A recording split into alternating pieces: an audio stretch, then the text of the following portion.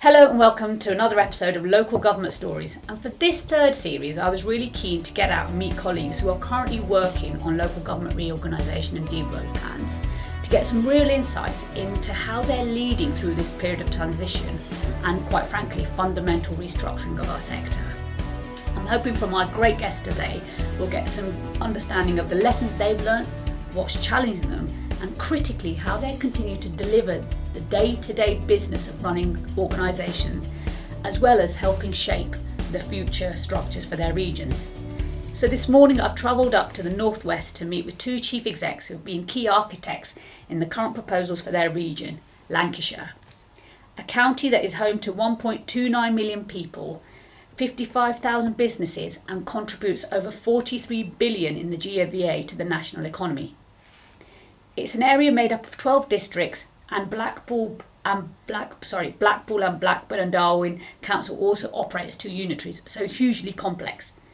Lancashire is known for its strong identity, its diverse communities, its rich industrial heritage, and is home to advanced manufacturing, clean energy, digital and creative industries, to name a few. So let's move on and say a big welcome to my guest this week. It's Mark Wynn, the Chief Executive of Lancashire County Council, who took up the permanent role this February, having held it on an interim basis for a period before that. And to Lukman Patel, the Chief Executive of Burnley Borough Council, who's been in the top job since 2022. So firstly, welcome this morning. Thank you so much for your time. It's a really big week, isn't it? We've got budget today, and in 2 days' time, you submit your final LGR proposals to government. So how are you both feeling? Tired, Yeah. but also excited. Our proposal goes to our cabinet tomorrow, and will be submitted. It's the culmination of an awful lot of work from a group of officers that are really quite excited about the future, but it's been hard work on top of the day job. Yeah. Lukman, and you? I would echo what Mark just said about being tired. We had a council meeting yesterday evening, and it's always eventful in Burnley, and it was followed shortly by a cabinet meeting on LGR and a few other matters. But I must confess that it's been an interesting journey over the last 10 months, but more importantly, it's also been a big learning exercise as well, not only about learning about how different structures operate in the wider system together, but more importantly, how we work with each other, and we've learned a lot from that process. So I'm really looking forward to hearing and delving into that a lot more. But as always, regular listeners will know this is much about you two as leaders and hearing a bit more about your career journeys as well. So Mark, if it's all right, I'm going to start with you. Can you tell us a little bit about your early childhood, early experiences? Were you always destined for local government? Well, remembering early childhood, let's have a go. I wouldn't say I was always destined for local government, but I grew up in a town called Shrewsbury, really nice town. My parents, one was a childminder, one worked in a factory. So I went to work for the biggest employer in the area that happened to be the county council. Right. And I suppose it's fair to say that the county council and what it's about sort of grew on me. Okay. And then I went from one organisation to another in the public sector. I didn't set out with an aspiration to be in the public sector, but once I got there, I sort of didn't want to get out of it. Okay. I guess my early childhood instilled a work ethic in me. Yeah. I went to work for the county council when I was 16. Right. So I've worked at lots of different operational levels before I got to senior roles. So I guess one part of that is I've seen what happens at all levels of the organisations. Yeah. But no, I didn't set out to work in local government, but I'm really glad I did. Yeah. And I probably will be there till the end of my career now. Man and boy in local government. That's rare to hear these days. Thank you for that. And look, when you studied law and spent an early part of your career in private practice, so clearly maybe local government wasn't in your early thinking either. So tell us a little bit about your family and your childhood. Well, local government wasn't in my personal thinking, but I'll just go back very early on. One of the biggest influences in my life was my granddad, and he's no longer with us, but he was a great man, to be honest. And what he always said to me when I was embarking on my career, he was a self-taught English teacher in Africa, so he did work very, very hard. And when he came to this country, he had to work in a factory because he couldn't get employed in professional services because of the age that he was. And he always said to me that whenever you embark on a career, either be a teacher or work in the public sector, you have to serve. And that was something which was really important to him. So when I decided I wanted to be a lawyer, he wasn't very happy, and he always used to chip away at me. Right. And whilst I was and I qualified as a lawyer and I was in the private sector, and he always said to me that you should always try and pivot if you can. And when the opportunity came at Trafford Council in 2014, I was umming and ahhing whether or not I should go for that opportunity. So I had a conversation with my wife, and my wife keeps me grounded, to be honest, which is Most women do, Lukman. which is good. And I decided to go for it, and the reason I decided to go for it because of the variety of the work you get into local government. And soon after that, there was the opportunity available at Burnley, which in 2015 I started Burnley, and I've never looked back since. But I think one of the biggest things for me is, I think my granddad was right. That should have started my career off in, or should have moved to local government or in the public sector, should I say. But I think the key thing, the sad thing is that he had the early stages of dementia when I moved to the public sector, so he never really got to see that side of it. And as I said, he's sadly no longer with us. But I think it's been an absolute privilege working in the public sector, and everything they tell you about the public sector in the private sector is not true. That's what I've got to say, honestly. Right. I think there is a lot of misapprehension that the public sector is wasteful, doesn't have the same quality of talent. I just think these are urban myths, which I don't think the sector's done very well to really bust. Yeah, we do have, I know lots of people talk to me about, we do have a bit of a brand identity issue, don't we? Because we do so much, people can't point and say that's what local government is, because we literally do take people from, as I say, from cradle to grave and everything in between at every aspect. So thank you for that. Mark, you're an accountant by background, but we won't hold that against you. You've talked a lot about doing lots of operational roles. I'm going to jump us on to your, you worked in a number of different authorities, and then your first management role was a head of corporate finance at Cheshire County Council, which you did for 6 years. Now, that was a really interesting time for the council and probably gave you some grounding for where you are today. So tell us a bit about that role. Right, well, you've done your research. I suppose, when I was at Cheshire County Council, there were a couple of things in that role that were probably quite important. Strange enough, it was an LGR time once again. It seems to follow me round, or I follow it round. But I guess in that role, the roles I'd done before that, so when I was at Shropshire, I went through various grades in the organisation and probably found quite a lot about people at different levels and how they operated. Yeah. When I went to Cambridgeshire, I then learned quite a bit about, I got my first experience of working in frontline departments. So I worked with special educational needs. So I got a real feel for what valuable services the public sector could add. Yeah. But as you said, when I then got to Cheshire, that's when I did the first technical role. Yeah. And that got me a real insight into not just the technical operations of the council, but I did some work there with the LGPS. So one of the things that taught me was the real value in local government of networking. Yeah. So it was probably the first role where I was in a senior enough position that I was out and about talking to people, sharing that intelligence, sharing best practice, something we're really, really good at in local government, as you know. And I would advocate that quite strongly to people to make the best use of those networks. And that was also where I started to get involved with central government and really starting to understand how you need to pull certain levers in central government to get things done. Yeah. So it was my first sort of insight into the wider world outside of the council itself and how it operated in a wider system.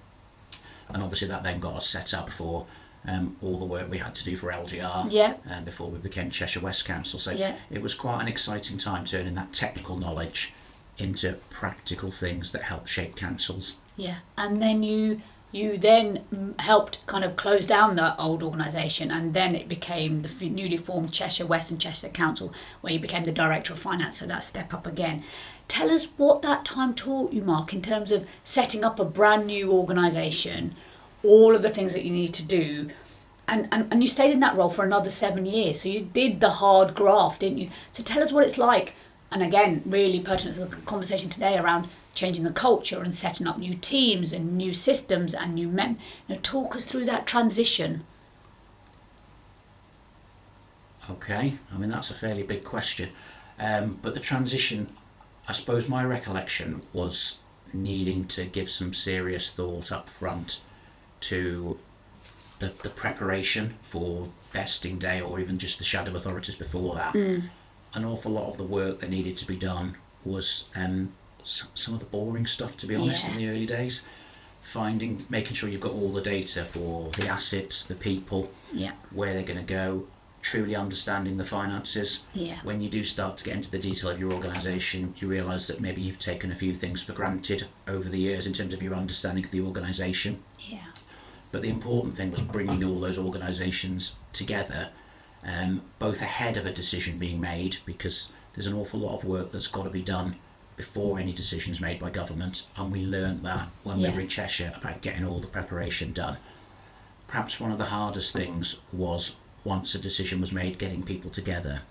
And where I was, it was predominantly sort of 4 councils into one on both sides, Cheshire West and Cheshire East, and there was a big exercise about culture and identifying, the great opportunity you get of finding the best practice in each of those councils and almost picking the best of all of them and adopting that in the new council. But there was a real challenge culturally to getting some people to let go of how they used to do things in their old council, and quite a lot of narrative about we used to do things this way, and having to instill this is now a new organisation with a new culture. We want to bring the best of all the other councils. Everything else is history. That was a lot harder than we thought it would be. We thought everyone would be quite excited about the new organisations. There was quite a lot of what I would almost call grief sometimes for the old councils about people really not wanting to let go. And I remember in some quite big staff conferences having to say things like, I can't turn the clock back. All I can do is look forward and move this forward. So for me, there was a whole load of preparation before vesting day where it was really important that everyone puts any baggage to one side and works together.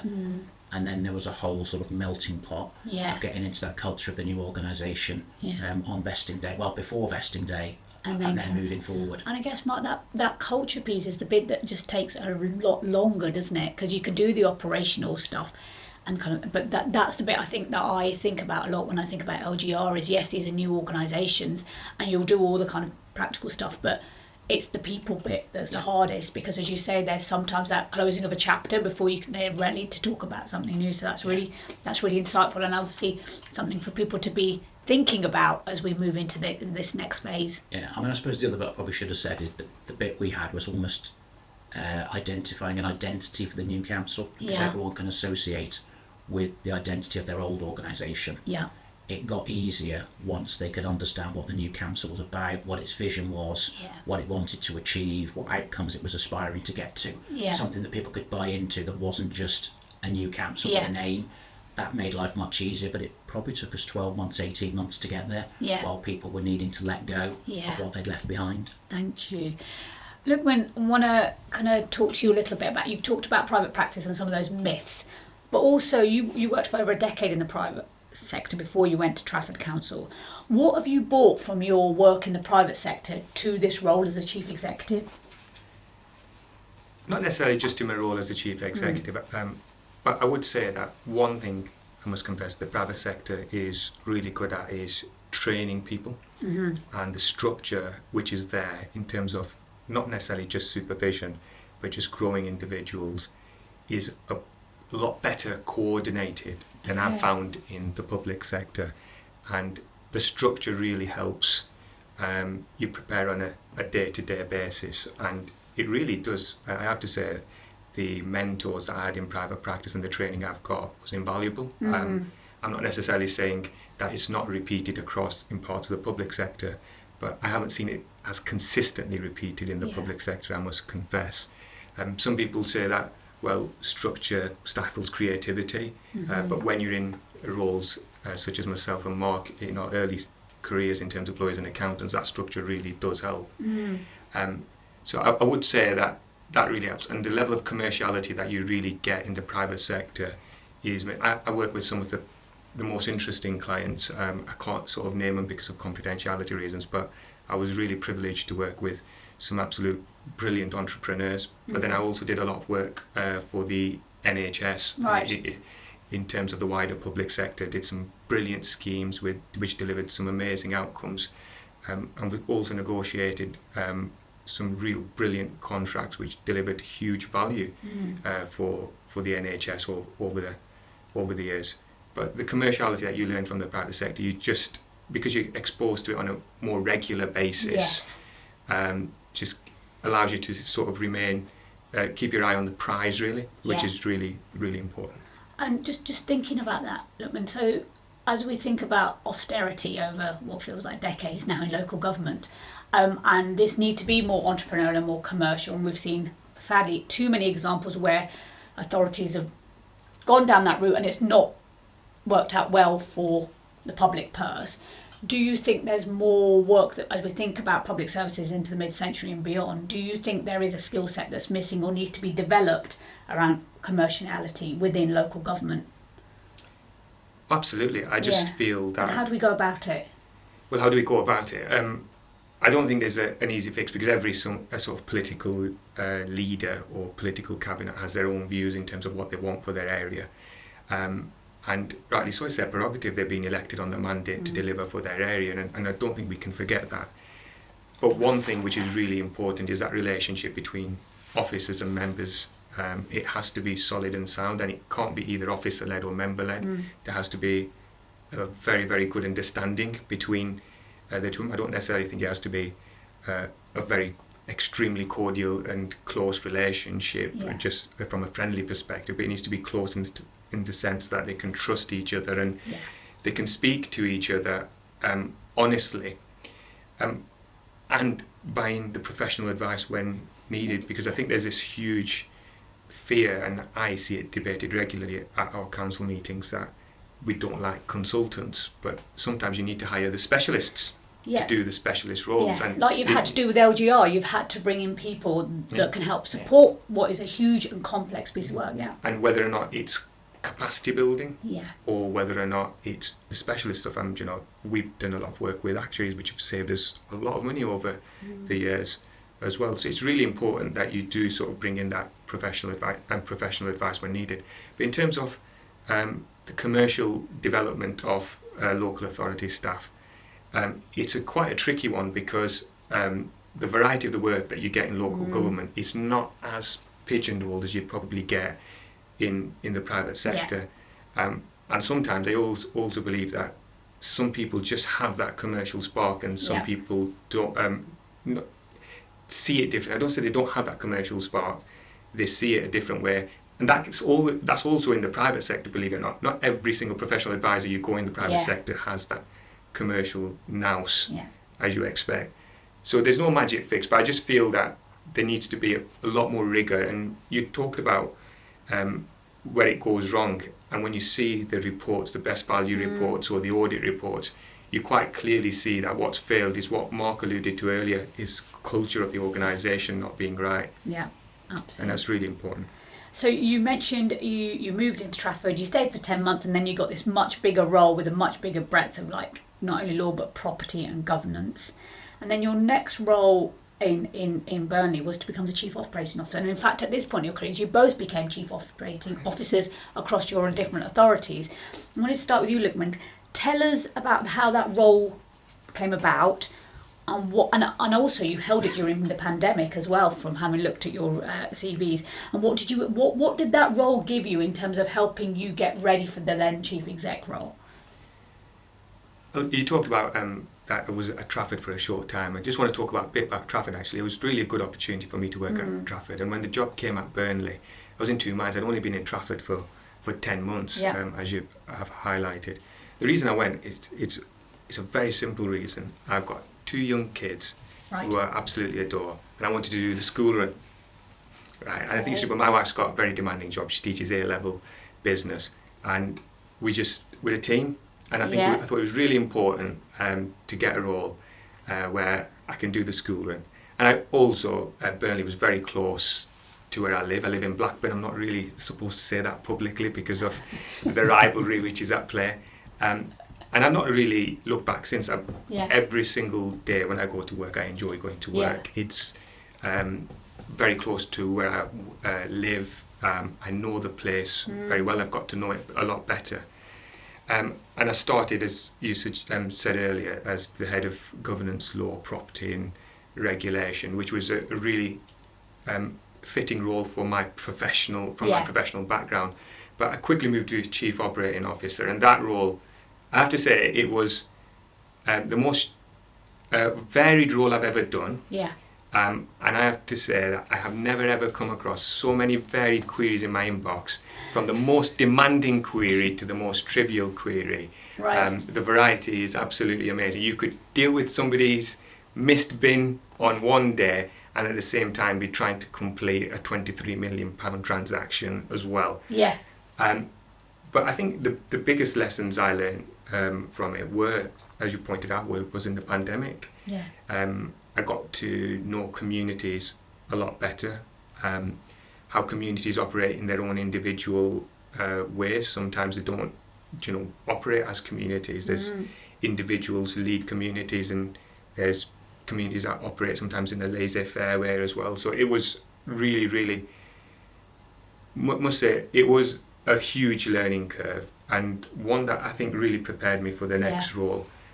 And one thing I will never forget about being Chief Operating Officer during the pandemic was you just couldn't stop. I remember taking calls late in the evening to the early morning. Sad time, I lost my grandma quite early on in the pandemic, and going to a funeral in the afternoon, but working the morning. And it was just the relentlessness of the pandemic. And we seem to have all sort of closed it away. I agree. From it all.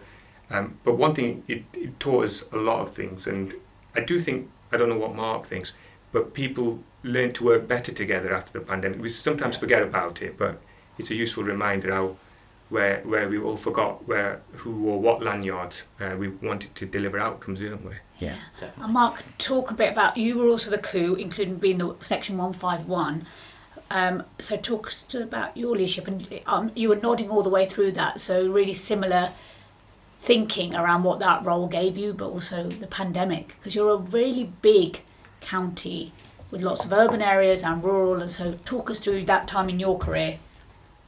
Yeah, I mean, I could almost replicate word for word what Lukman said, to be fair. I mean, the bit I found really interesting was the school runs, Lukman, because I now have to do taxi runs, I would call them. My daughters are at university, so my school runs have now extended to be to Liverpool or to Leeds, so the school run gets longer, Lukman, as they get older. But in terms of the role, mine was exactly the same. I was the 151 officer, as you said. Yeah. Within Cheshire West, we then widened that role out, which I took as a real vote of confidence from the then chief exec.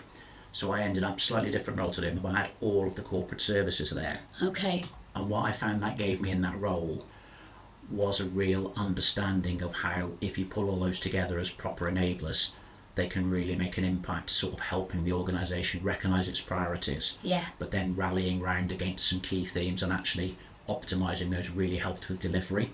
And that sort of came about quite a lot in the pandemic, because I would agree with everything Lukman said. The things I thought that it was one of the first times that I'd experienced, literally 24/7 working, because it was for all of us then, wasn't it? But it was that thing around, getting behind one vision, one problem, a whole organisation getting behind it. What I really noticed, similar to what Lukman said, was suddenly, Lukman used the one lanyard. But for me, it was also about, job titles didn't matter. Suddenly you went for what the skills were for the job. You didn't really care what job title it was. You really started to think around who's got the right skills for this job. And I think that's a skill we need to hone more going forward. It's not the most senior people, it's not the job titles, who's the right people to get the job done. Some of the other things I think we did really well at the time, and I really hope we don't lose sight of, but we're starting to a little bit. Lukman comes from a governance background and I came from a finance background, so we would be keen on having governance in place even though it was crisis mode. But we found ways of having appropriate governance then. The danger is we move back to more and more governance. We found ways through problems. We found ways of doing things in 24 hours that would have taken us months previously, the rolling out of IT kit. Absolutely. So there were new skills and new ways of working that we learned. We've kept some of them, but old local government ways have crept back in some of the areas. So Yeah. I really hope we keep that view about identifying skills, not jobs. Yeah. Multidisciplinary teams are definitely the future, because Yeah. we don't have problems that are in silos anymore. Absolutely. Local government's problems are all system based, they're all cross directorate. So there's an awful lot of learning in that Yeah. pandemic that I think we just need to hold on to. That's great. I'm going to bring you back to your families. You've both talked about your children. As chief executives, are you still able to drop your children off in the mornings or pick them up sometimes? Have you been able to keep that commitment? I've been able to keep the commitment of dropping my children off, because my children's school starts at between 7:30 and 8 in the morning. So, So you can do that. So if I'm dropping my son off, we share with neighbours. Yeah. So I've got to be out of the house at 7:25, and I'll be in work before 8. And my daughter as well, she insists that when I'm not dropping my son off, I have to drop her off. And I did it this morning. That's lovely. What about you, Mark? It's a slightly different kind of taxi service, isn't it, when they're away? But are you able to still have some kind of balance in terms of work life? Yeah, definitely. And I'm a real advocate of, so I'm in Lancashire most of the week, but I still live in Cheshire. So Okay. the weekends are my weekends with my wife. Yeah. She's very clear about that. But in terms of my daughters as well, I do, when the one was in Leeds, I would travel across from Preston on a Thursday if we're only going to bring her home for the weekend. Yeah. I would make sure I had time to do that. The other one's only in Liverpool, so Right. again, I am able to get there, and I will pick her up on the way back from Preston to Yeah. Chester sometimes. So I make sure I've got time. And, to and that spend with you them. and you demonstrate that to your organisations about the kind of leaders that you are. I think that's really, really positive, and I think even more so as male chief execs. I think that's fantastic in terms of being able to demonstrate that to your wider team. So I'm going to move us on and carry on through your CV. So Mark, in November 22, I think it was a secondment, and forgive me if I'm right or wrong, you got the secondment to become the Exec Director of Resources here at Lancashire County Council. Is that correct? Was it a secondment? Can you tell us about that move? I can. So I did get the job permanently. Right. And I was coming from Cheshire West Council, obviously, to Yeah. Lancashire. And in the typical spirit of how councils work together in Yeah. the local government community, the Chief Exec of Cheshire West and the Chief Exec of Lancashire came to an agreement. They did talk to me, but they came to an agreement that because I was an accountant and it was budget time, I would extend my notice period to actually become a 6-month secondment, Right. so that I could finish setting the budget in Cheshire West in the February, but do the budget planning here before I arrived, so that when I Right. came here in April, I'd finished one budget in one council, but wasn't landing cold in the new council. So That's I called did- value for money, isn't Yes. it, Mark? So I did 2 days in one council and 3 days in the other, I think was the official contract. But it worked really, really well in Yeah. terms of not leaving the one organisation quickly, Yeah. but getting up to speed before I came here. So technically I was given the job what we did on a secondment basis Right. for 6 months till I arrived in the April. And why the move to Lancashire? You're obviously doing really well where you were. Were you ready for a change, or just something that Chiefs came up with and you thought, yeah, this sounds good? No, I was ready for a change. Yeah. I'd done 20 years at Cheshire, and Yeah. Cheshire West is a wonderful council, as is Lancashire County Council, as is Burnley Council, obviously. Yeah. But after 20 years, You were ready. I just felt that there might be another opportunity to do something different. You know, a big job left before the end of my career, and Lancashire County Council is a fairly big organisation. It is. Yeah. So You came over. I came over. Yeah. And you were only here for about a year before you started into the acting chief exec role, because the previous chief exec left. So you stepped up quite quickly. You were the new person in the room with the senior leadership team, and within a year you were then the acting chief exec. How did the rest of them respond to that? I can only give one answer to that, as you're recording it, Council. No, it was really, really good, to be Yeah. fair. And there was genuinely some conversations internally Yeah. about who was interested in the role, and my colleagues all encouraged me to put in for the role. Yeah.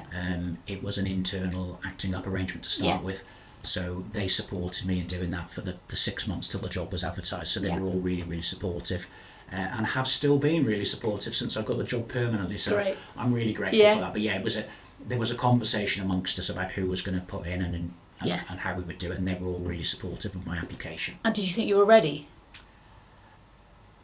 I was willing to give it a go. Yeah. It's a huge step up, you know. I won't deny that. It's been an interesting year, is all I will say. I mean, obviously we've had LGR, but we've had a requires improvement for SEND, a requires improvement for CQC. It's needed to support the Southport inquiry. So it's been a huge job. I've got a great team around me. I've got really good colleagues in the other councils in Lancashire as well. So everyone's supported me, but I don't think anyone knows if they're truly ready. But you have a go. I've really enjoyed it. Have you? Hopefully, I'm doing all right. So there's a lot on your plate, and you've just listed off a long list of, you started in February 25, LGR was announced, and then in May, only 3 months later, the council changed hands politically for what had traditionally been a Labour or Conservative for over the past 15 years to now be led by Reform UK. You're a brand new chief executive, and you've now got to settle in a brand new party into the council. Talk us through how you went about doing that. Right, okay. So that started very, very early. Yeah. So the election results would have been on the Friday, wouldn't they? Yeah. We actually came in to County Hall, myself and a number of the leadership team that were available on the Saturday. Right. To meet all of the reform group who were obviously here. Yeah. Probably really excited, I'm sure. Really excited, and have to be honest, getting to know each other. Yes. There's 53 of them, of which only 3 had been councillors before. Yes. So they were forming on day one. Yeah. It was the first time some of them, I believe, had actually met each other. Yeah.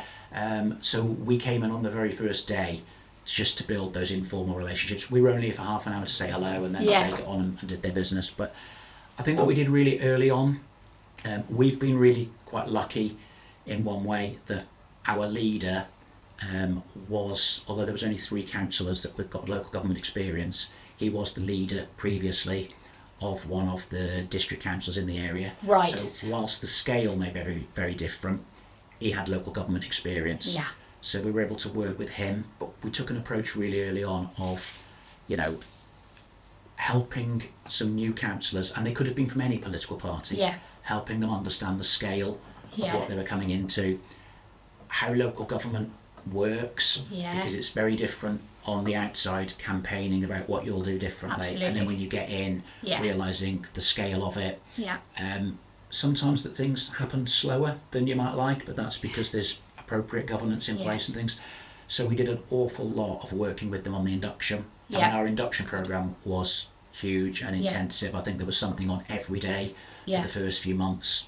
We insisted to a certain extent that they intended certain parts of that governance, and we just worked very closely with them, trying to build really good relationships. We were really clear from day one what the roles of officers were, what the roles of members were, what was acceptable behaviour, and then we worked with our officers as well about needing to help some members get up to speed. There were members that weren't reformed that were new as well, so we needed to work with them. But we just started to try and build a relationship from the first day, literally. Yeah. And it's worked quite well. And just being ready, and as officers, just kind of thinking ahead. And you were just talking, Mark, about new members coming in, different party, but I worked somewhere where we literally had an overnight swing, and some of the members that stood did not think they'd get elected and actually gone off on holiday. And so we had to get them in and say, no, actually, you need to do the induction. I remember very early on having to tell them basic things, because I think as officers, it's in our DNA, we just know it. But as people that have been activists and worked in their local community have probably stood on a single issue and now having to govern this huge machinery, and it just takes time to get to grips with it, doesn't it? So that's really insightful, and we've got, certainly in certain parts of the country, elections again in May. I don't know if you're all out or if you go by thirds, but lots of people are going to be having that change. So that insight is really helpful, and it just takes time. And it's a culture shift for officers as well, isn't it? I mean, one of the things that's been really helpful for us as well is that new members that haven't been in local government before, from whatever political party, start asking questions about why do you do it that way, and start looking at things through a slightly different lens. And that has actually been quite helpful in a number of ways, which is just challenging the way things have always been done, and just challenging where some of those roles and responsibilities should be. And that's been quite refreshing, and allowed us to think about how we do some of the things the way we do them. Absolutely. Look, back to you about your chief exec role. So you also stepped up internally. And I often wonder with internal candidates, and again, I'm sure you had similar conversations with your colleagues when you decided to go for the role, You've been part of the old the old senior leadership team, and you're now the chief exec, and you've got to set a vision and you've got to set a direction. How do you differentiate yourself from being part of the senior wide leadership team as peers to becoming the chief exec? So what was that? Separate. So just in terms of kind of how do you make that switch in terms of being part of a corporate leadership team to then becoming the chief? Because it is different, isn't it? And your relationship with your peers has to change. It is different. One thing which was really helpful from my perspective, and I just want to go back because I have to say I've been very fortunate when I worked at Burnley, and when I did start at Burnley, I remember going to the former chief exec's office, Pam Smith. I don't know if you know her, Newcastle City Council, and within the first 6 months, it wasn't an introductory meeting. We were just going through something, and she just asked me a question. Because, Lukman, where do you see yourself in the next 10 years? And, I was in my early 30s then. And just like, I've never really thought past the next year, to be honest, next 10 years. I said, I don't know. Potentially might be I was quite a bit geeky lawyer. Might be a director of legal somewhere or director of resources somewhere. She looked at me and she said to me, "You'll be chief exec of this council." And I thought, she on, in a nice way, or she on hippie crack, she won't mind me saying it, because we have a good laugh, me and Pam. But you get leaders who give you inspiration, and I have to give her credit, it was really good. And she wasn't around at Burnley for long, but she was a really inspiring leader. Yeah. And then Mick, who was the previous chief operating officer, who went on to be chief exec for over 5 years, he was a really good mentor. He did really sort of give me the opportunity to excel, do the wider things, never saw it as a closed shop. He gave me that real exposure to all the difficult stuff and also the interesting stuff as well. So he didn't keep all the good stuff for himself and give me all the rubbish work, which was really helpful. So I don't mean to sound like really casual about it, but it felt quite natural to move up in Burnley for me. I have to say I was a bit apprehensive when you get into the interview stages as well, because being an internal candidate, Burnley has a very, very strong position to recruit on the open market for candidates. And you're going to have some fantastic competition amongst there as well, which was quite evident when we were going through the process. But the other big challenge was the fragmented nature of our politics, because there's so many different political groups out that we've got from, at the moment, we've got from Reform to the Greens to the Lib Dems to Independents to Labour and Conservative, and we had that very similar dynamic then as well. So I think what I saw was quite nice as well, that all political groups unanimously approved my appointment, because I think that was my big fear, that if I came in and politics was played on my appointment, that's something I didn't want. Absolutely. And I remember when I was appointed as head of governance law and being the monitoring officer, it has to be appointed by full council. I remember vividly that the ruling group appointed me because I went to the council meeting to watch because I was invited. I never knew enough about local government, then why I went to watch was beyond me. But the opposition group abstained at the time. And that always stuck in my mind. I thought, why have they abstained on my appointment, which was a... it wasn't personal. It wasn't political, but watching that happen. So getting a unanimous endorsement was really important. It was really important. And I have to say, whatever we say about politicians, I have to say I do enjoy working with mine.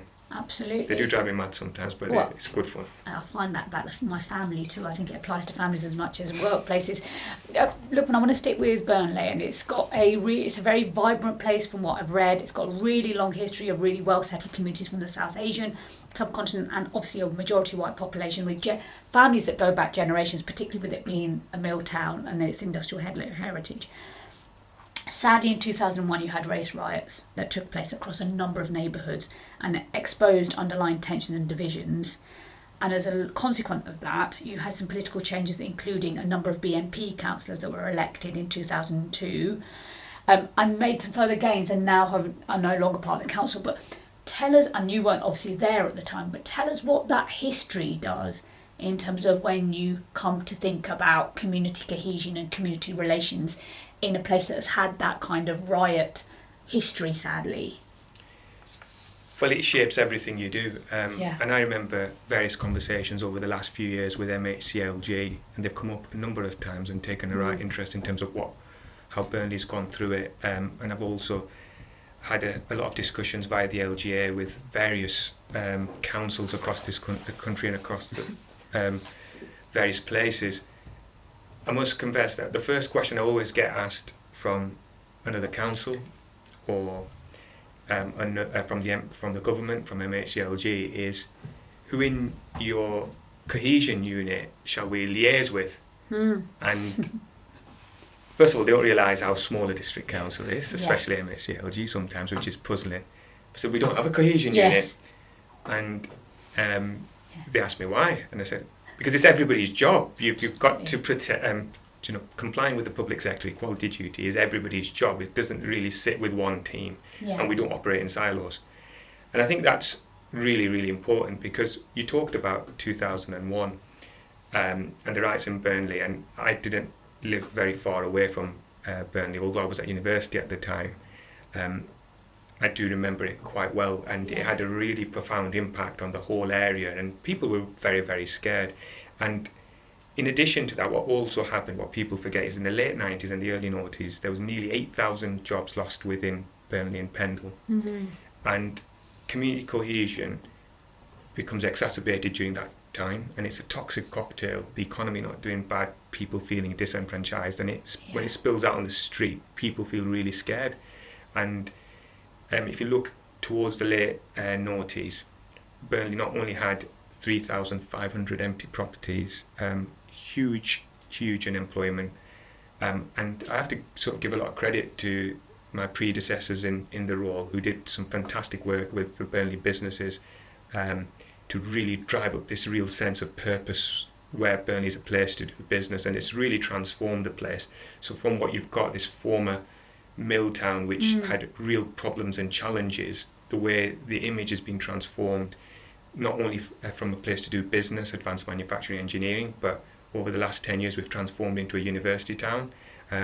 You've got young people that study, you have over 500 young people studying medicine in Burnley, over 1,000 students studying nursing, and it's just an absolute transformation. And I know we have the strapline from mill town to university town, but that has come about through decades of real hard work. But you can always shift back to that real negative perception if it spills out on the street. And one thing we've communicated to our communities is how much you've got to lose when things go wrong. We were told last year, when the thuggery was taking place across the country, that it's going to come to Burnley. And Empower did this piece afterwards, which was said that Burnley should have seen it if you measure deprivation and disenfranchisement. They were surprised that Burnley didn't get it, and people asked me why, and I said, look, there's no magic solution. I'm glad it didn't spill out, but I have to say that the work that our elected members, our officers, do on a regular basis in peacetime, it's absolutely crucial and critical. And I know people talk about all the great work that happened in Burnley. I'm sure it's happening in a lot of places as well. But I must confess, it does become increasingly challenging and difficult. And we talk about my role here. Well, I became chief exec in August 2023. 2 months later, the conflict in the Middle East erupted, and with a massive change in politics. We had a minority Labour administration. It quickly transformed into a multi-party administration, where the independent leader moved with the Lib Dems and the Greens to form a coalition, and to even monitor those community relations and making sure that they were sound during those times was also really important, because all communities deserve to have their voices heard. So it can become challenging, but we have to be sensitive and also put the groundwork in during peacetime. Yeah, and just from listening to your experience and also the work that you've done, I think there is sometimes and good to hear your views, is that sometimes we're so focused on finance, or we're so focused on LGI, we sometimes forget the groundwork that local authorities do is about that gluing together of local communities in the peacetime. Do you think we get enough resource and focus on those kinds of really important work when there is so much other stuff going on? And how have you created that space in Burnley as members and officers to make sure that's not something that's dropped off the bottom of the agenda? Well, let's just always go back to the point, is what's the purpose of local government? And everybody has a different view. It's quite ideological, and we could spend hours debating it. But I do believe that we always need to sort of continue to lobby for not necessarily just funding. It's not all about funding. It's about the right support for local government. And I think it's from regulatory powers as well as funding, and the law as well, and the way we work in this country. But I think we always got to sort of remember that you're going to play with the cards you're dealt with. And, I'm not going to sort of cry over here that since 2011, Burnley's had the biggest funding cuts nationally reported by the MJ. Independently, not something we've sort of conjured up here. I think the most important thing is that you have to continue to remind members that whether or not you're going to put resources in financially or not, you have to put the time in for community relations. I think it's just so important. A lot of the groundwork was done, I must confess, before I started with Burnley. But one thing I must say that we've got, and Mark will probably say this by his, but I genuinely believe we have the best staff. And my staff just deal with it dynamically, and they do it on their own. And I have a lot of people coming to talk to me about this, and I always say, well, come and speak to my teams, because they're doing all the heavy lifting. Absolutely. A lot. And don't get me wrong, I think it requires a level of permission from the top team, etc. But it's quite fluid, and it's just really, really important that we never ever lose sight what the purpose of local government is. And I do believe that a fundamental part of it is building strong relationships between different communities and with each other as well. Absolutely. You've just eloquently talked about all the current challenges that we're facing, and there are sadly some simmering tensions around immigration, nationally, community cohesion issues. Mark, you've alluded to the Southport inquiry that you're currently dealing with, and we all know what came out of the back of that, sadly. And we know it's happening in certain parts of the country. And obviously the most visible manifestation of late has been the flags issue that every single council has had to deal with up and down the country. And I think for me, talking to chief execs, there's not been one approach, because it's got to be locally led. So Mark, during that period, you as chief exec that you've been leading, I think your council have amended its flags policy, and as part of the 12 Reform UK controlled councils, there's a pact that said that your council would not remove St George's Cross or Union Jack flags from lampposts or public spaces in any of the areas if it was done safely. Your leader went further and publicly stated that the council will never get in the way of those wishing to express their love for their country. Lukman, your leader took a slightly different approach, and I think probably because of the history that you've just talked us through. And I quote Councillor Anwar, who said, "What is the purpose of those who cover every street, roundabout and building with flags? Is it genuine patriotism, or is it an attempt to cause fear, provoke and antagonise? If it's the latter, then people must educate this." This has been a really, really difficult issue that every team up and down the country has had to deal with. But the question I had for you both was, how have you led internally in terms of officers around this approach? Mark? So I think from our viewpoint, you're right. It was a very emotive subject at the time across big chunks of the country, not just Lancashire. Absolutely. I think from an officer point of view, there were a couple of things that I guess we did. One, we had to work with the people whose jobs were directly affected. So in some ways that came down to some of the highway staff that are out and about. We had to give them a clear view about what that meant operationally. So politicians may have a policy, but we had to understand what that meant operationally. So we gave them advice on how we would support them in that environment. And some of that was around, a clear view that whilst Lancashire County Council's view was that the flags could fly, that if they weren't safe, or the officers felt they weren't safe, or they were a detriment to the highway, then their role was to remove them, and we would be supportive of that. In terms of some of the sort of softer bits around that, we did quite a lot of work with staff groups that may have interpreted or formed a view about what some of that messaging may have meant or may have been interpreted in the communities. So we did quite a lot of work with our staff groups to explain what the rationale behind that was and what it meant, and that it didn't mean anything, any wider policies. So we helped with sort of trying to deal with some of that uncertainty, because there were people that felt quite uneasy during that period. But we had to explain to them that it was only about, the flying of flags, nothing more. So we did a little bit of work with some of our groups within the workforce, and some messages through wider team meetings and things. But we have to respect that people had views on the right and wrong answer wasn't interesting. It was different in different parts of the country. So we had to explain that to some of our workforce. But we just tried to be as supportive as we could, help with the uncertainty, and manage some of those messages internally. But it's calmed down, but it was an interesting time. Yeah, it was for everybody. Look, but any reflections from you? Mark could be a diplomat the way he answered that question. It's absolutely brilliant. I think it's slightly different from our perspective. Obviously, we don't have the highways responsibilities, etc. But I don't think that really matters, because people still get confused between district and county councils. I think the reason it was slightly different from our perspective, district councils are a lot smaller. So from a staffing perspective, the conversations can happen a lot more fluidly, easier, and you can have that conversation quite quickly. Mark, how many staff do you have in total? 13,000. 13,000. So Mark's never going to be able to have, no matter how good he is at networking, he's never going to be able to get around that quickly.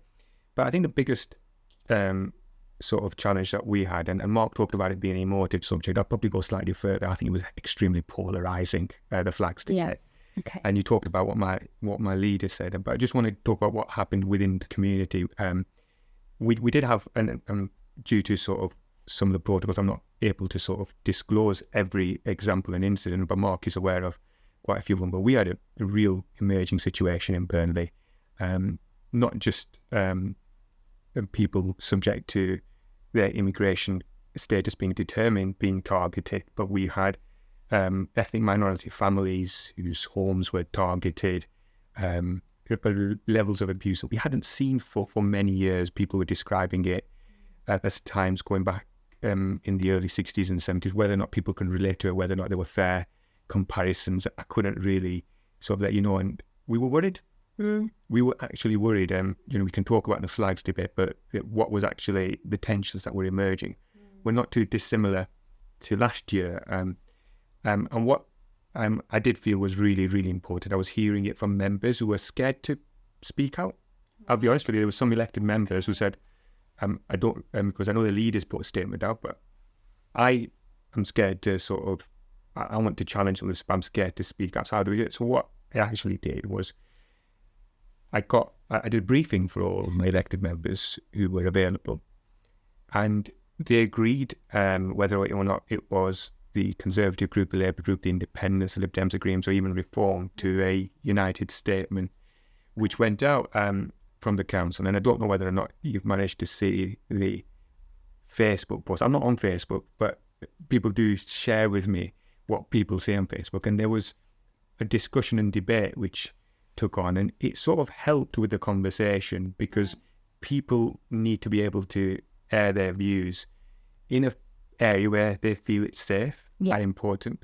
And the line we took overall was to promote and help promote that discussion, which does really help. But within reason, also get the messages out how people feel uncomfortable with that debate, but at the same time how people want to remain patriotic as well. And I think it's achieving that balance. And the only way you can achieve that balance is if you let people articulate themselves in whichever way they feel comfortable, whether or not that is in a safe space or whether or not you promote that discussion differently as well. But I did feel that the most important thing was encouraging that debate and allowing people to exercise their freedom of expression, as long as it doesn't compromise anybody else's freedom, which is really important. Yeah, absolutely. Thank you both. I'm going to move us on to LGR now.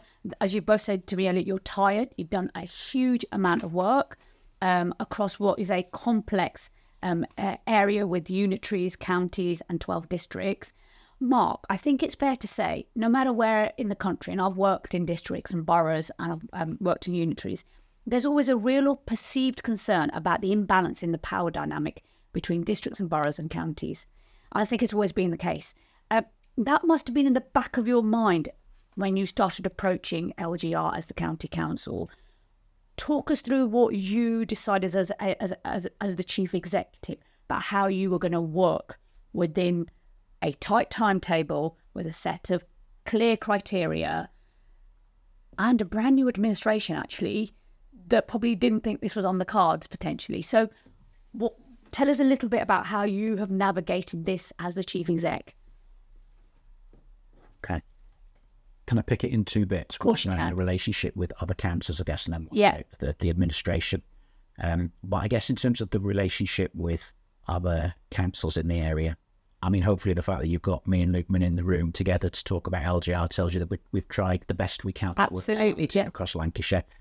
I think we have done that. Where we've ended up, the bids will go in this week. Yeah. As you said right at the start, there isn't one consensus for the right answer across Lancashire. Clearly, I think the answer's two, but there isn't consensus across Lancashire for what the answer is. But what we have managed to do is to work together on using the shared data, and not just because MHCLG came out at some point and said that was the way forward. We were already doing some of that.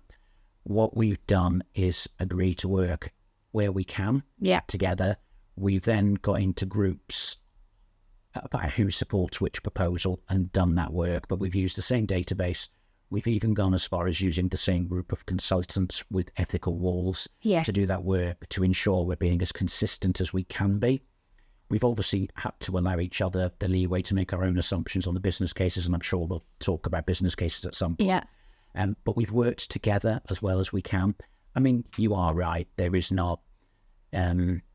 working relationships can get strained at times, and there's a whole load of history in Lancashire, isn't there? Absolutely. There are different sizes of councils. There are strong personalities at officer and political level. But I think we've worked really quite well together as a 15 to get to where we've got to now. Lukman may have a different view, but I'm sure he'll come in a minute. In terms of the administration, I think that's been interesting for the county council because our approach right back from March, I think, when the first letters went in, of course, we had a change of administration. So it took us a while, really, to know what the county council's position was. Yeah. Now, some of that may or may not have been perceived by others as not showing your cards, but genuinely, we had to work out what the council's approach was. Yeah. I would like to think, and it is correct, that the council's taken an evidence-based approach to looking at all of the options and done it on that basis. It's also no surprise, you'll have done your research, but there are pockets within Lancashire, of which the county council is one, that does see some merit in two-tier. So whilst there are proposals going forward, some of the proposals are because it's the best case we can make within the parameters we've been given. So we've been balancing all of that between, a political view and what the right answer is, and then needing to submit a case on behalf of the residents of Lancashire. At the end of the day, we're a fair chunk of the money that's spent in Lancashire. So we've had to put forward, a serious case and do a serious proposal. And the administration have worked with us on that. It's not going to Cabinet till tomorrow, but I'm pretty certain as it's been through Council that it will be endorsed by Cabinet tomorrow. But, I think the administration have worked really well with us, and I do think we've worked very well with District Council and Unitary Council colleagues up to date. Yeah, thank you, Mark. So, Lukman, tell us what it's been like through your lens. Both, you're one of 12 district and borough chief execs that's been in the room, probably locked away for hours on end, as well as the day job. Tell us what it's been like, what's it felt like for you as a district, and a place you've talked to us about passionately. What comes out really clear to me is and I think this is the bit that sometimes people forget, is that those local councillors may no longer have a role in the future. And then, so there's quite a lot of loss for them as well. So how have you held all of that? Because that's quite a lot for you to be doing at a district level. Well, I have to say that you talked about our elected members. We were with them last night, and there was a very healthy debate on local government reorganisation. I speak to some of my district colleagues and also upper tier colleagues, and it's fair to say that there isn't the same level of interest, or I wouldn't necessarily say interest, I'd say the same level of engagement on local government reorganisation from the wider elected members as they see in Burnley. And it's become, if you follow the local press or even some of the national press like the LGC, my leader's been quite vocal in his position on LGR, and our elected members generally have as well. And Mark talked about earlier in terms of, from a staffing perspective, grief. I wouldn't necessarily use the word grief for our elected members, but one thing I must confess that Burnley elected members have had for a number of years compared to others is the active participation in local politics. Although the voter turnout may be low, the calibre of elected members, and I won't necessarily say it's just happened because I've been putting great training on it, it's really improved over the last 10 years. And yeah, I must, I'm not taking anywhere from the old guard, but the quality of the debate, the way they challenge officers professionally, I must confess, I've never experienced a lot of unprofessional behaviour from our members. I've really been, I know members do get a hard time being a politician. It would be incredibly difficult with all the allegations of sleaze and everything else. But I have to say that they've been quite good in the process, and it was quite an eventful meeting last night, which I won't go into and bore you guys with. But just going back on to Mark's earlier points with regards to how we work together on this, I think it's really important. Although the districts and the county council always have a challenging relationship on the outside, I think, and like to think, whilst I've been at Burnley Council, there's been a very mature relationship with the county council, which whatever the administration there's been, because I always say that if there is a troubled relationship, the only people that lose out are the residents, because we all go home, we go to a comfy bed, we might have a bad night's sleep because we've fallen out, me and Mark have fallen out, but we haven't really, but the residents would lose out, and I think it's really important. And one thing I feel which has been really important over the LGR process, in the past before me and Mark were chief execs, we did hear of stories where leaders had walked out of a room at leaders meeting. There's been none of that thing over the last year or so. There has been, difficult conversations, but I always use the term, it's not a tea party. I think you have to really sort of have a challenging conversation. If you all came to get on, I don't think you'd be doing your jobs right. So I think that has to be really important. But one thing I do think we have learned is probably the art of compromise. And I think everybody's compromised in some way, shape or form, whether it be what consultants we use or whether or not people allow us to model the 5 bid, which at one point people were thinking that they won't allow us to model 5, which was interesting discussion that we had. But I do believe that both leaders and chief execs have worked very well together in the circumstances, because you're pitted against each other in these things. It's a competing process, like it or not. It's a competition. Yeah, and it's the first time somebody's alluded to it as that, but you're right. And I guess my question for you both is, as you've just said, Lukman, you're going for a proposal that talks about having 5 unitaries. And Mark, your administration have said, actually, we think the optimum financial business case is for 2. And there's lots of other authorities that sit between that. So you're actually putting in quite a large set of options to government. Ultimately, government will make a decision on the preferred business case based on all the underlying evidence that you said you've shared. There's going to be winners and losers, as you say, competition. How are you going to move forward if neither of your bids are the preferred one? How is that going to, what's the fallout? And I don't mean for you as individuals, I mean for your organisations. Have you thought about that, Mark? So I think we have, but not necessarily in exactly those terms. So over the next 6 months, what we're planning to do is to pull together all of the information we need about what will happen post a decision, whether that be about people, about assets, about contracts, and look at what that means across the Lancashire patch.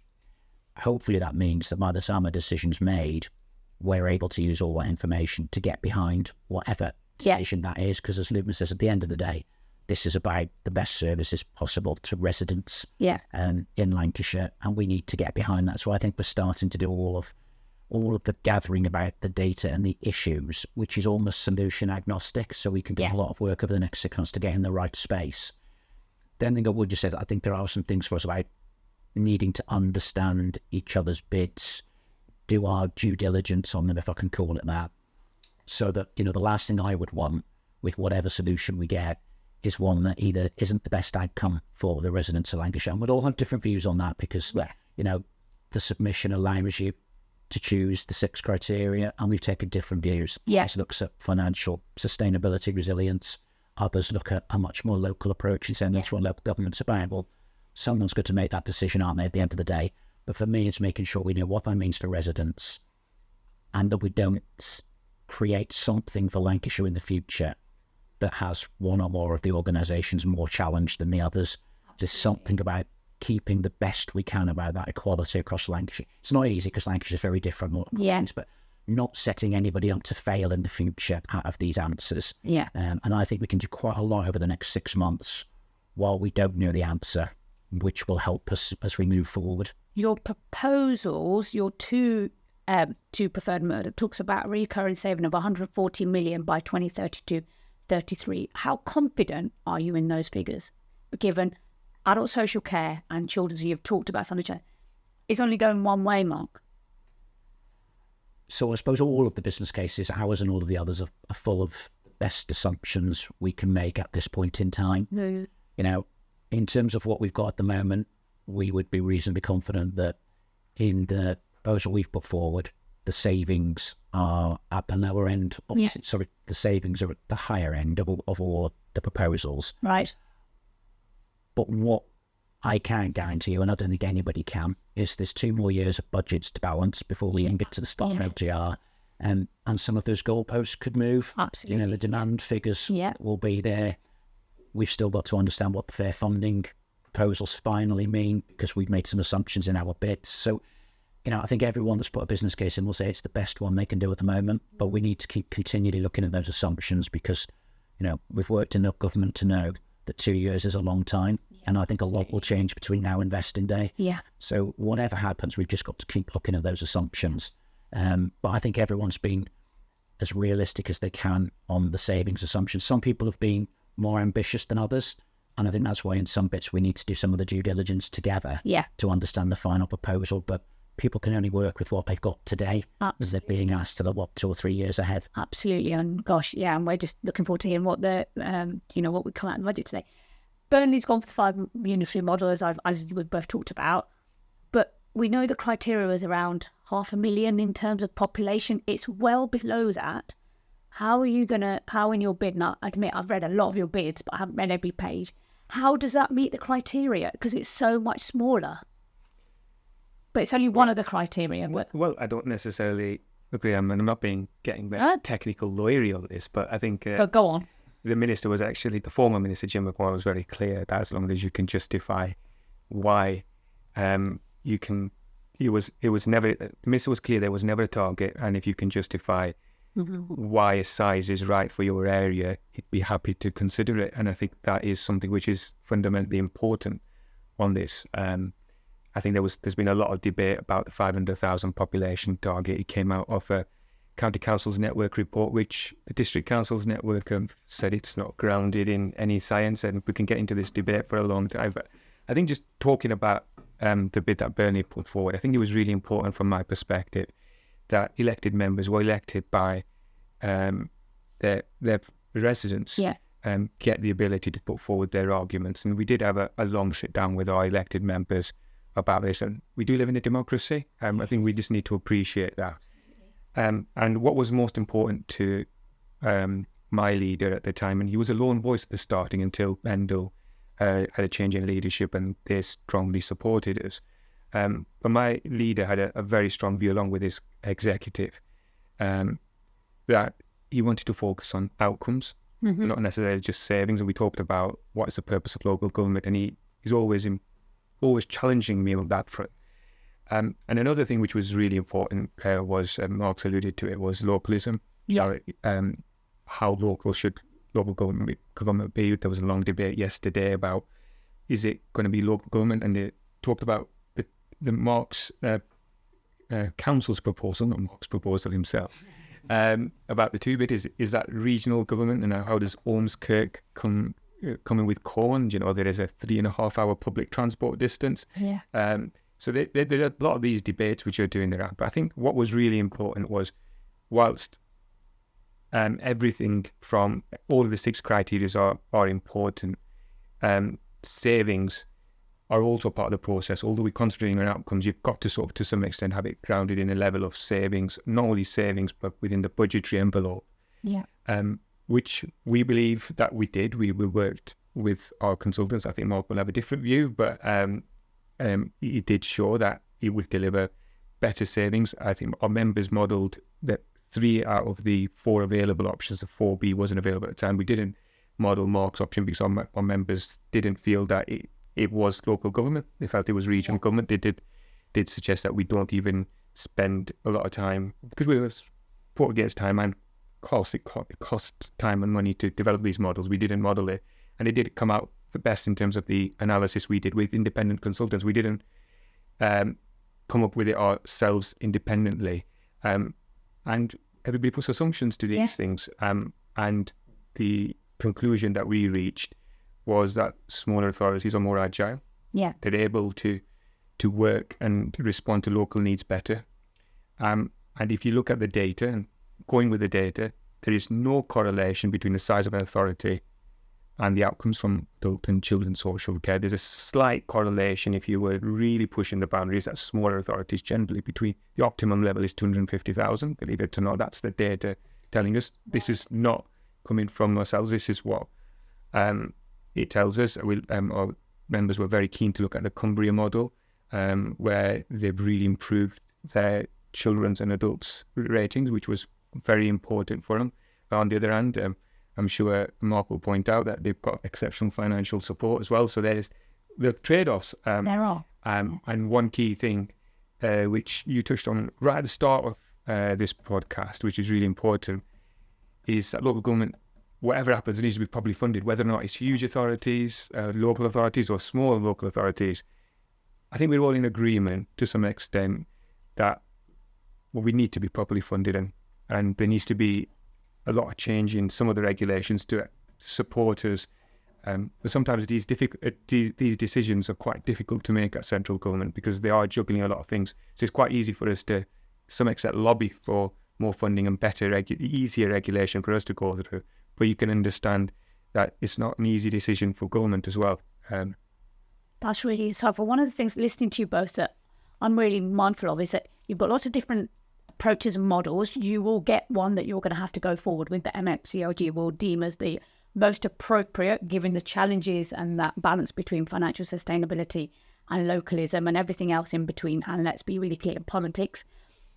One of the things that if we look ahead to 10 years ahead, Mark, and in particular given adult and children's, if we were to be in a scenario that Lancashire, whatever the new model looks like, was no longer financially sustainable, one of the concerns that a number of chief execs have probably said to me is that will come back on local government, and government will say, well, but you chose this model. It was based on your analysis and on your data and on your members' political will. And it will be, some feel like it's been done too, like we've been taken down this route with this very strict timetable. We don't know what, you were just saying, we don't know what local government's going to be like in 3 years. We can't predict what 10 years, but it might be we end up with a whole new set of structures, but actually it's still not sustainable. How do you as organisations and as leaders, knowing it's going to be uncertain, hold your staff? Because I think that's the other bit, is you're no longer going to exist as organisations. You don't know what your future looks like. But the one bit you've talked about, Lukman, is your staff is your best asset. So talk to me about how you're working to support your teams that must be feeling, okay, we know this change is happening, but we don't quite have all the answers, and it's gone into government, and then actually there'll be another period of uncertainty. And one of the things I hear people talk about is the talent pipeline for the future is still quite weak. So talk to me a bit about your approach to that. Do you want me to go first? Sure. I suppose we've got, whilst all the councils are going to be different, and therefore I suppose the county council is going to be under all the options, Yes. segregated from its current setup. So no matter what the answer is, we've got to start having that conversation. I think there's a few things for me. At one, I've sort of partly been here before when we were in Cheshire. Yeah. We put in for one unitary and then had to, once the decision was made, get behind the merits of two. And it's really important that whenever a decision is made, people get behind making that work successfully and always put the history of what's happened behind them.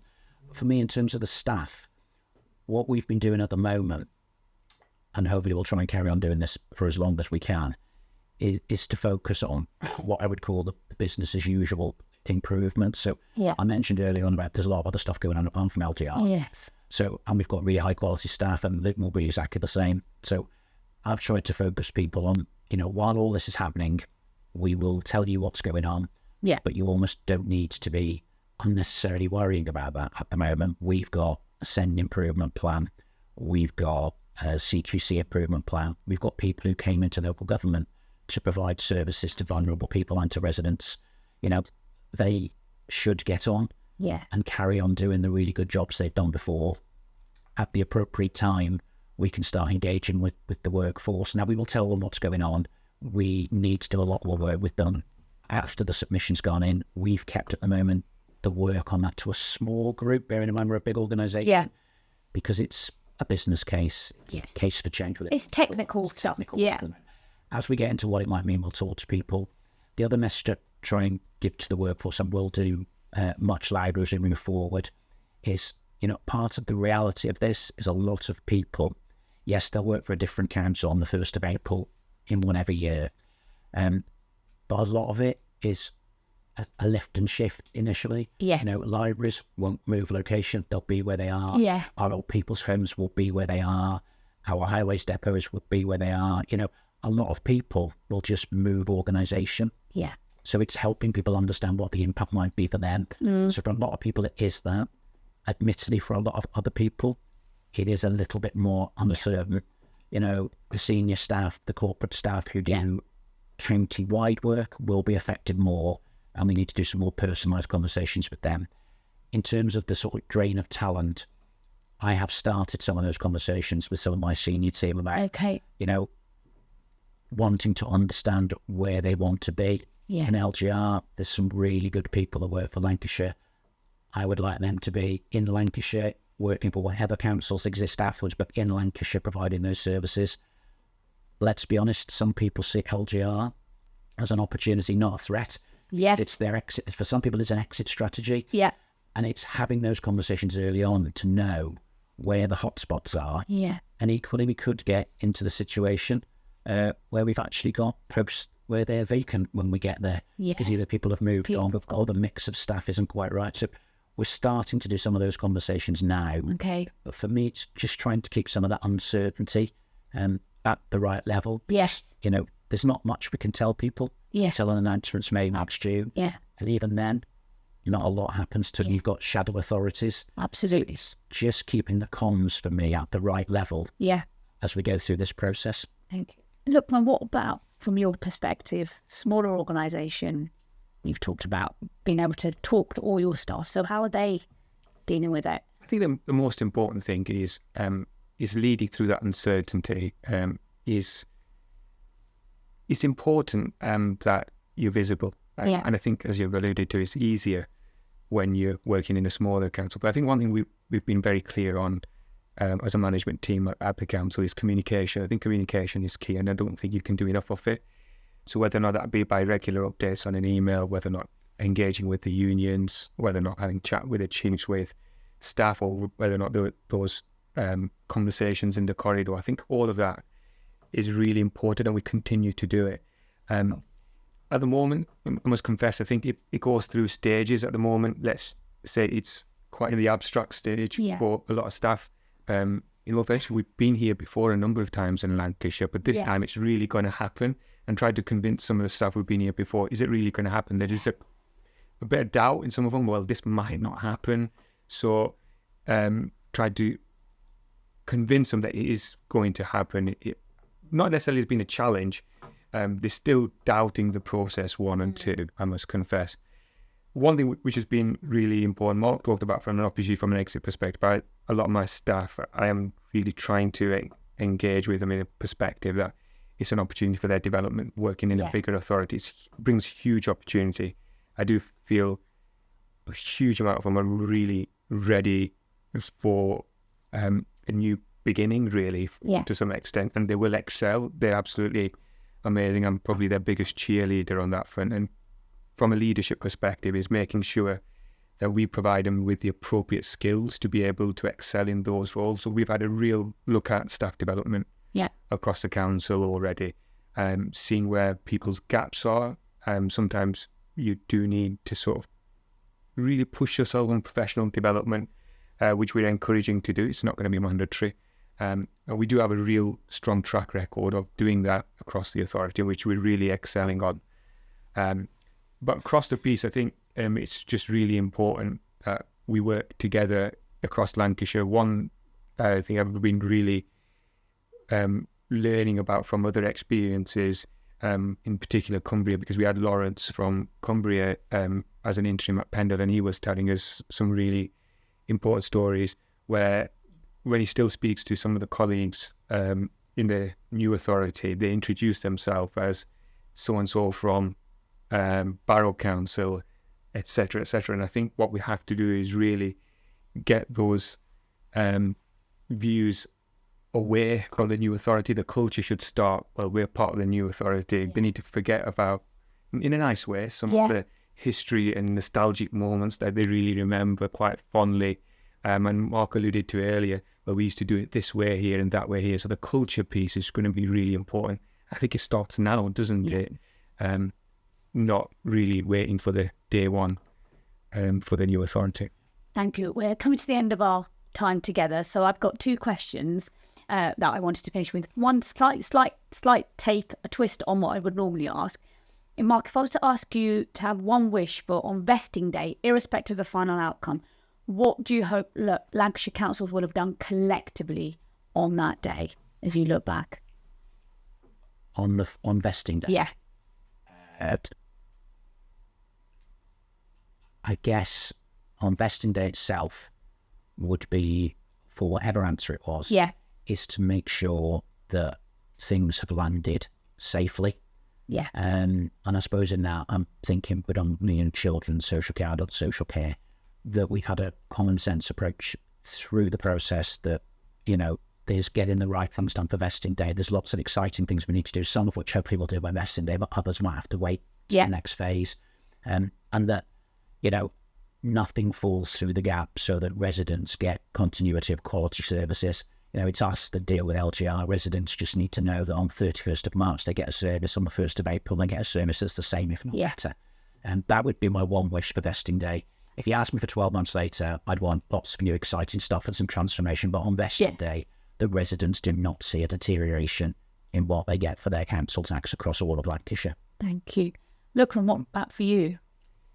Well, Mark talked about safe and legal, which I'll come on to in a moment, really, but I do totally agree with him about the deterioration of services. There cannot be a deterioration. It has to be smooth. It has to be not only business as usual, but setting up the new authority to succeed, because being safe and legal is not going to be the height of the ambitions for any elected official, but the only way that they can implement the political choices they want to make is by having a good, sound authority to work from, a good base to work from.